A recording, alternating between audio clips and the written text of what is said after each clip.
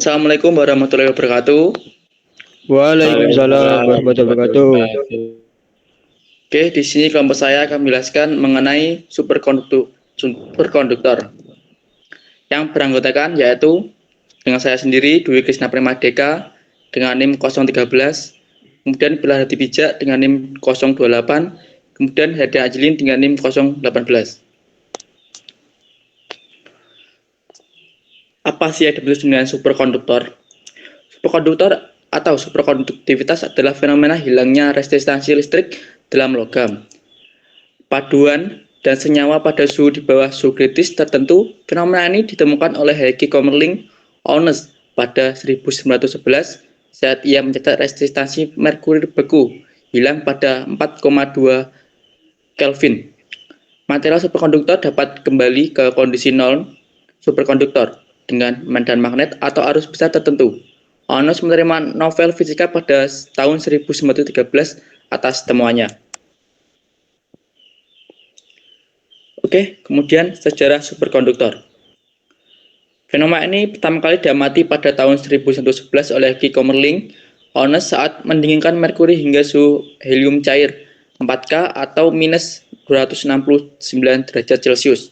Pada suhu ini, hambatan listrik merkuri tiba-tiba hilang. Fenomena yang dikenal dengan sebagai superkonduktor atau superkonduktivitas. Onnes kemudian memenangkan hadiah Nobel Fisika pada tahun 1913 oleh penelitinya ini, yaitu di samping oleh gambar merkuri dalam keadaan superkonduktor.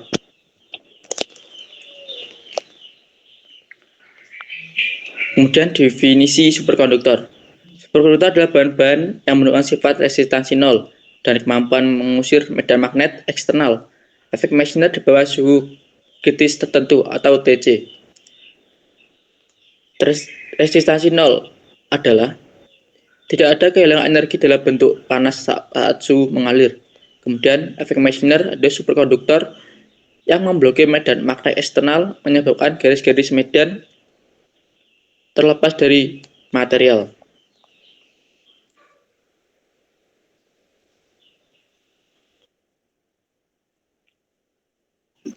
Oke, kemudian lanjut dengan teman saya. Selanjutnya, prinsip superkonduktor. Yang pertama, teori BCS. Teori ini menjelaskan superkonduktor melalui pasangan elektron atau pasangan Cooper yang bergerak tanpa hambatan akibat interaksi dengan isi kristal material. Pasangan Cooper adalah elektron-elektron dalam material, membentuk pasangan yang bergerak dengan korelasi fase atau mengurangi hambatan. 2. Transisi fase. Di bawah TCT atau CTC, material bertransisi dari fase normal menjadi superkonduktor. Tipe superkonduktor. Superkonduktor tipe 1 biasanya elemen logam murni seperti timah, merkuri, dan sejenisnya, memiliki suatu suhu kritis dan menunjukkan efek Meissner sempurna. Superkonduktor tipe 2 biasanya paduan atau keramik seperti YbCu memiliki dua nilai kritis, medan magnet, dan sebagai medan dapat menembus material dalam membentuk vortex. Sifat utama superkonduktor. Yang pertama, resistansi nol, tidak ada energi listrik yang hilang akibat hambatan. Efek Meissner, kemampuan menolak medan magnet eksternal menciptakan levitasi magnetik. Suhu kritis, suhu di bawah mana material menjadi superkonduktor. Medan kritis, medan magnet maksimum yang dapat ditahan sebelum kehilangan sifat superkonduktif. Ya, kurang lebih seperti ini grafik resistansi mendekati nol.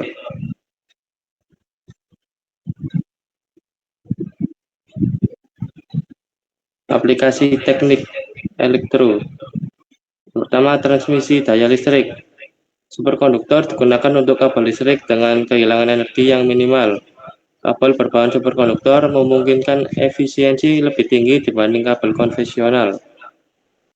2. Magnet medis atau MRI.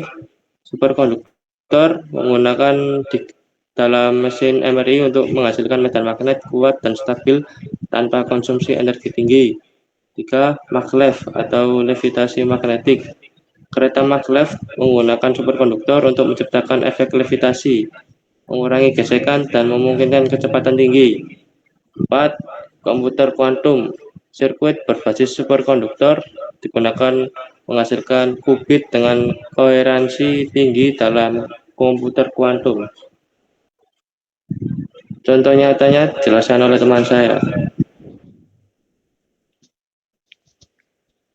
Selanjutnya yaitu contoh nyata dari superkonduktor. Yang pertama yaitu ada sistem transmisi listrik. Aplikasi kabel superkonduktor untuk mengalirkan listrik tanpa kehilangan energi. Contoh nyatanya grid transmisi superkonduktor di Amerika Serikat. Proyek Albany HTS Kabel Project menggunakan kabel berbahan YBCO untuk meningkatkan efisiensi transmisi daya. Keuntungannya, tidak ada resistansi listrik sehingga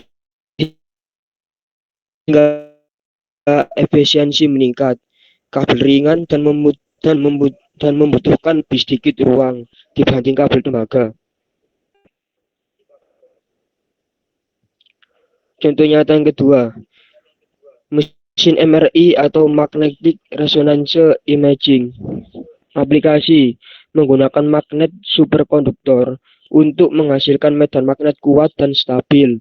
Contoh nyatanya, mesin MRI di rumah sakit menggunakan superkonduktor niobium titanium atau NBTI untuk mendukung diagnosis penyakit secara non-invasif. Keuntungannya, medan magnet yang stabil menghasilkan gambar medis dengan resolusi tinggi, memungkinkan operasi dengan biaya lebih rendah dibandingkan teknologi berbasis magnet konvensional.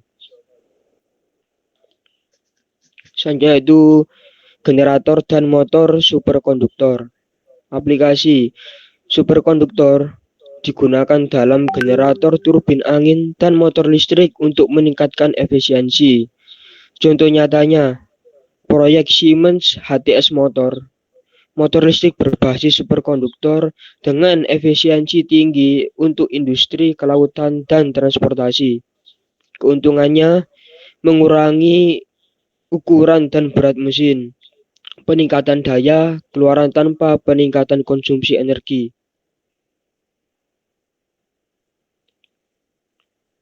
Kesimpulannya, yaitu superkonduktor adalah material yang unik yang mampu menghantarkan arus listrik tanpa resistansi saat berada di bawah suhu kritis.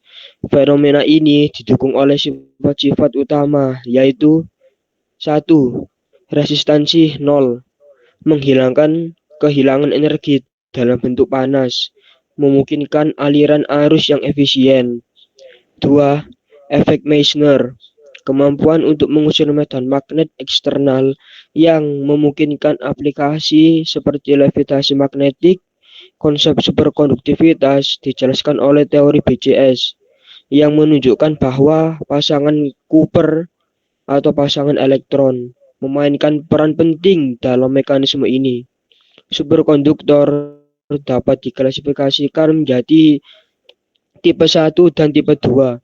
Dengan material tipe 2 seperti BCO menjadi yang paling relevan dalam aplikasi modern karena suhu kritisnya yang lebih tinggi.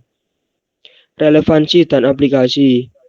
Superkonduktor memiliki aplikasi praktis yang luas, antara lain yaitu 1. Sistem transmisi listrik bebas resistansi untuk meningkatkan efisiensi energi.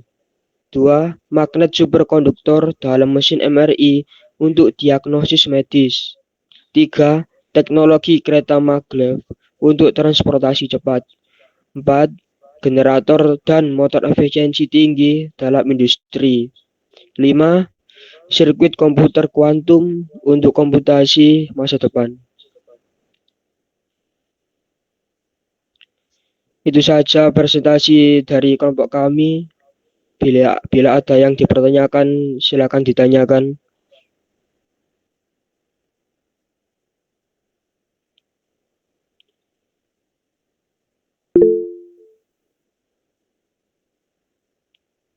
Ya, Mas Nandu, silakan.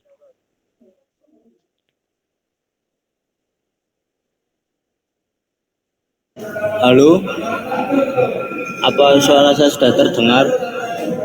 Sudah, Mas. Ya, Mas, saya mau bertanya. Eh, Jelaskan efek Meissner pada superkonduktor. Oke, Mas.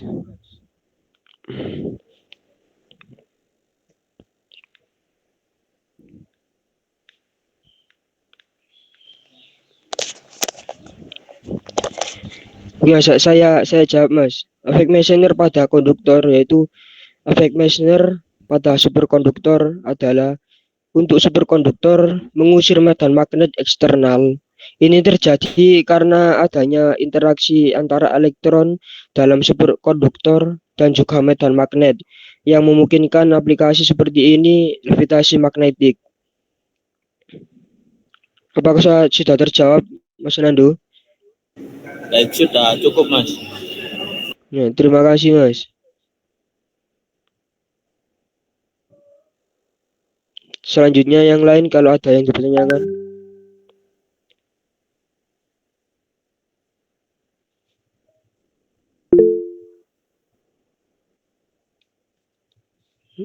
Ya, silakan Mas Alvin. Apa perbedaan superkonduktor tipe 1 dan superkonduktor tipe 2?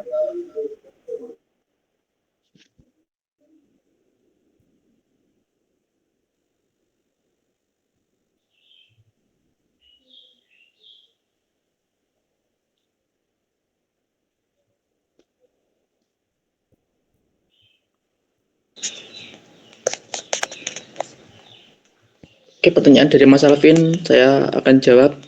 Tadi pertanyaan mengenai perbedaan superkonduktor tipe 1 dan tipe 2 ya, Mas? Iya. Oke, saya jelaskan. Superkonduktor tipe 1 biasanya memiliki suhu kritis dan menunjukkan efek Meissner sempurna.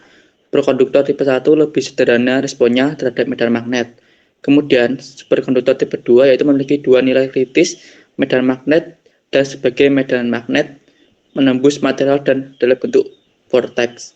Tipe 2 memiliki perilaku yang lebih kompleks dan memungkinkan adanya keadaan campuran antara superkonduktor dan normal. Apa saya menjawab, Mas, pertanyaannya? Siap, sudah, Mas. Apakah ada yang ditanyakan lagi?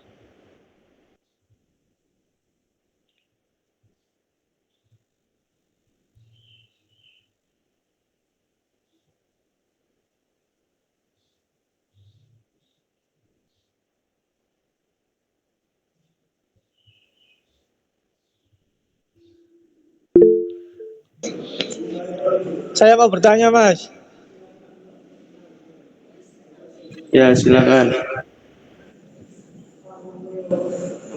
Mengapa superkonduktor tipe 1 sering disebut sebagai superkonduktor lunak?